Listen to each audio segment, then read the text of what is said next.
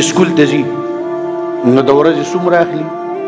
د سلو نه کم اخلي، د سلو نه کم اخلي. دا زموږ بچي چې سکول ته ځي ماهانه په ما ته څومره پیس ورکو. هسې په ایمان نه ته وایي خیر دی خفه کېږئ ما کوئ تعلیم کوئ، تعلیم مونږ خلاف نه یو، ضرورت دی د وطن عزیز ضرورت دی.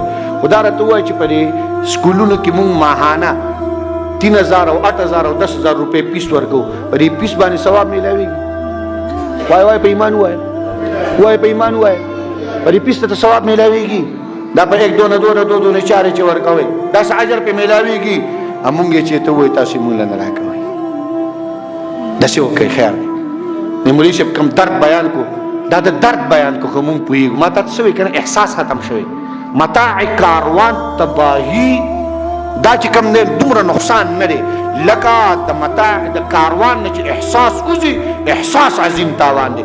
امت مسلمه احساسات ختم شي، ضمیر یې وده شوی، نه معلومه د ضمیر شته او که نشته، احساسات ختم شوي.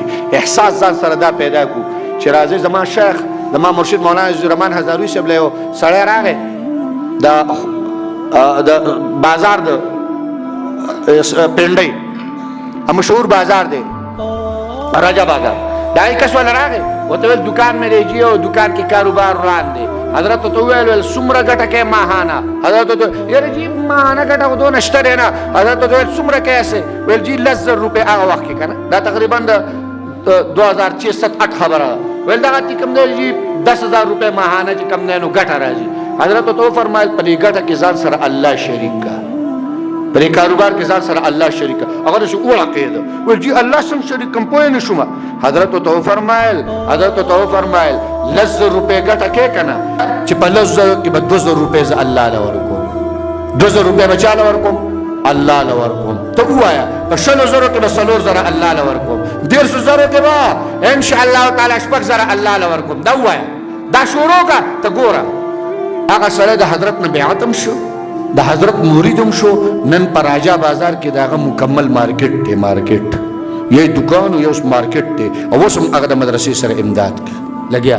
مولانا عبدالحق صاحب د اکوړي یو میجر و هغه به ورله راتلو، حضرت ته به یې چنده ورکوله نو چې تنخوا به یې څومره واخېسته میجر صاحب نو تنخوا به یې راوړه په دې منځ باندې مې نیمه کړه. حضرت نیم دارالعلوم حقانیه نیمه زما. مولانا عبدالحق صاحب نور الله مرقده ته وفرمایل ستا اولاد دی، ستا بچي دي، ستا کور دی، ستا خاندان دی، داسې مه کوه خیر دی، لږ څه راکوه او ډېر ځان لږ ده.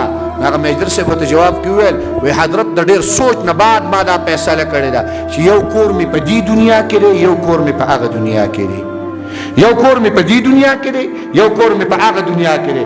د دې دنیا کورم آبادول غواړم او د هغه دنیا کورم آبادول غواړم. نو پیسې مې ورته په دې منځ باندې نیمې کړلې چې دا نیمې د دې دنیا شولې او دا نیمې د هغې دنیا شولې.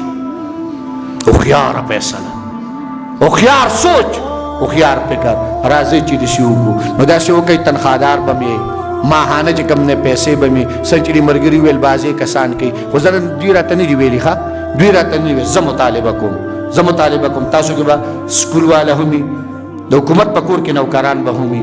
دا پیسې چې کوم دی دوی له مه ورکوئ، دا پیسې چا له ورکوئ؟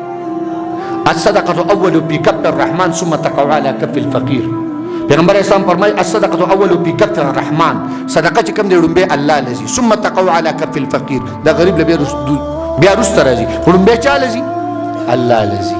نو سبقو راځي کې داسې وکړو چې په ماهانه تنخوا کې د دوی لپاره ښه چې کوم دی پیسې مقرر کړو. ښه ښکلی خیر دی څنګه چې مولوي صاحب وویل 500 دي یار، 1000 روپۍ دي یار، خو چې ماهانه وي چې دوی د استادانو خرچه رواني، د دې غریبانانو د خرچه رواني. دا د قرآن سره امداد دی، دا د ځان سره ښېګړه ده، دا د ځان سره ښېګړه ده. او الله تعالی چې کوم